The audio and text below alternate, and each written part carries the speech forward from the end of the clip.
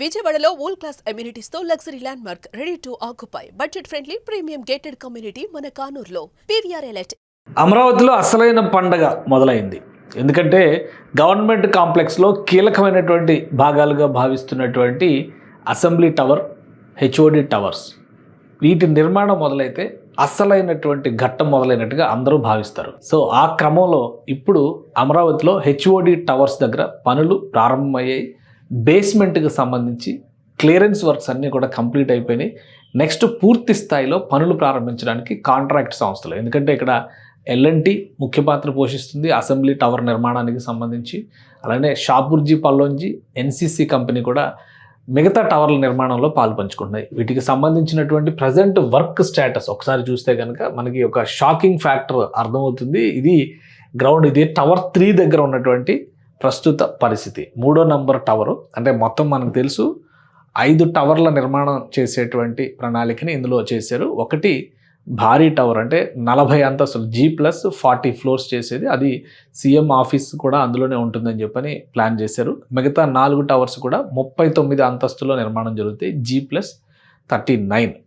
So ఇది 3వ number టవర్కి సంబంధించినటువంటి గ్రౌండ్ క్లియరెన్స్ వర్క్. మొత్తం అంతా కూడా దాదాపుగా ప్రతి టవర్ దగ్గర కూడా ఒక 30 అడుగుల లోతు వరకు తవ్వారు. ఇది గ్రౌండ్ లెవెల్. ఇదైతే ఇంతవరకు తవ్వి దీనంతా కూడా చదును చేసి, ఎందుకంటే ఇది మొత్తం 40 ఎకరాల ల్యాండ్స్కేప్. మొత్తం 40 ఎకరాల్లో ఇప్పుడు వేసినటువంటి అంచనాలు, మాస్టర్ ప్లాన్లో వేసినటువంటి అంచనాలు ఏంటంటే 40 ఎకరాల్లో ప్లాన్ ప్రకారం చూస్తే కనుక 69.5 లక్షలు, అంటే దాదాపు 70 లక్షల ఎస్ఎఫ్టీ అనుకుందాం. 69.5 లక్షల ఎస్ఎఫ్టీ స్పేస్, ఆఫీస్ స్పేస్ నిర్మాణం జరగబోతుంది ఈ టవర్స్ దగ్గర అనమాట.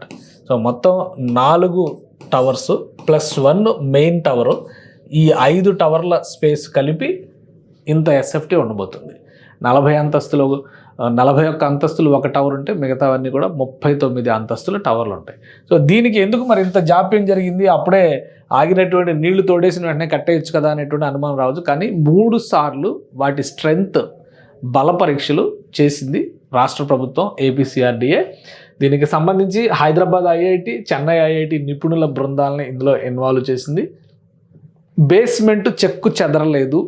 అలానే అప్పటి వరకు వేసినటువంటి కాంక్రీట్, ఐరన్ స్ట్రక్చర్స్. సో ఇందులో మనం ప్రధానంగా చెప్పుకోవాల్సినటువంటిది ఏంటంటే ఐరన్ స్ట్రక్చర్స్ వస్తాయి ఈ బిల్డింగ్స్ నమూనాలకి సంబంధించి.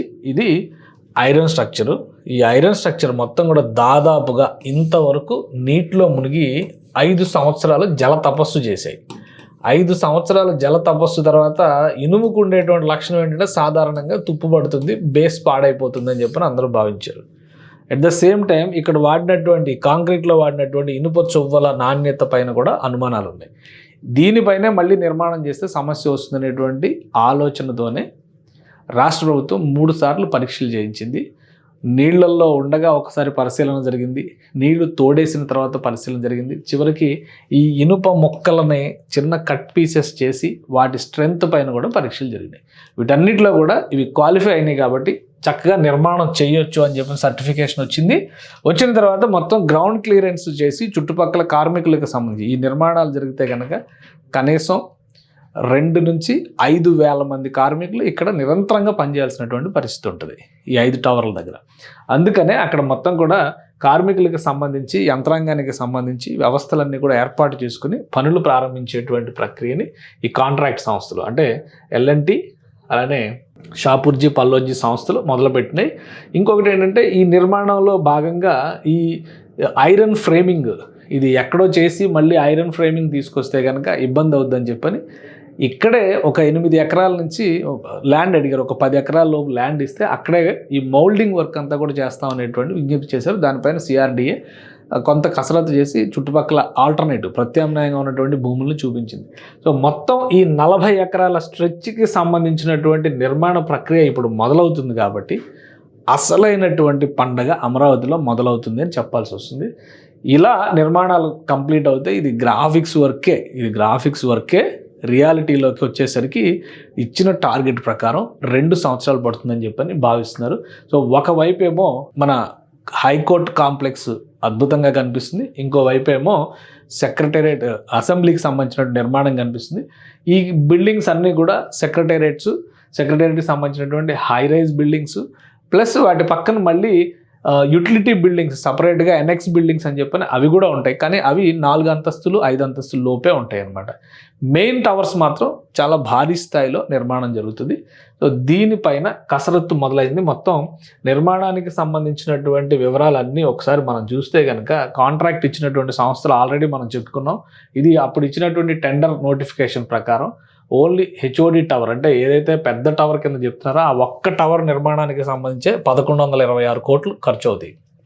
హెచ్ఓడి టవర్ 1 41 అంతస్తులతో చెప్పినటువంటి టవర్ ఒక్క నిర్మాణానికి మాత్రమే ఈ అమౌంట్ ఖర్చు అవుతుంది.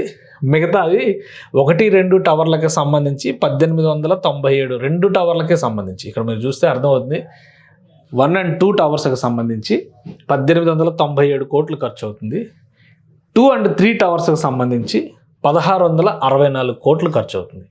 మొత్తం కలిపి చూస్తే కనుక 4700 కోట్ల వరకు ఖర్చు అయ్యేటువంటి అవకాశం ఉంటుంది. అంత ఈ 4700 కోట్లతో మేజర్ హెచ్ఓడి టవర్స్కి సంబంధించి సెక్రటేరియట్ కాంప్లెక్స్ రెడీ అయినట్టుగానే మనం భావించాల్సి ఉంటుంది. సో ఇదొక ప్రధాన ఘట్టంగా ఇప్పటి వరకు రాష్ట్ర ప్రభుత్వం చెబుతూ వచ్చింది.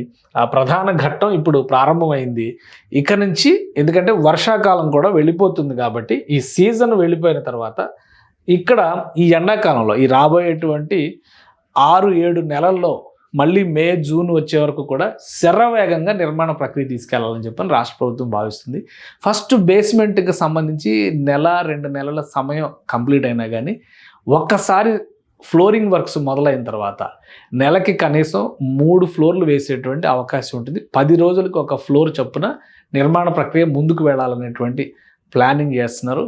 40 అంతస్తులు అంటే ఈ నిర్మాణానికే ఈ 4-5 నెలలు అంటే హై రైజ్ తీయడానికే ఈ 4-5 నెలల సమయం పట్టేటువంటి అవకాశం ఉంటుంది. కాబట్టి ప్రతి టవర్ని కూడా ఒక ప్లాన్ ప్రకారం ప్యారలల్గా వర్క్ చేసుకునే విధంగా డిజైన్ చేస్తారు. ఇది సీఎం ఆఫీస్ ఉండబోయేటువంటి టవర్ డిజైనింగ్ అనమాట. సో ఇంటీరియర్స్కి సంబంధించి కూడా ఇంకా సపరేట్ డిజైన్స్ వస్తాయి. మొత్తం మీద ఒక 70 లక్షల ఎస్ఎఫ్టీ నిర్మాణానికి సంబంధించినటువంటి ప్రధాన ఘట్టం అమరావతిలో ప్రారంభమైంది.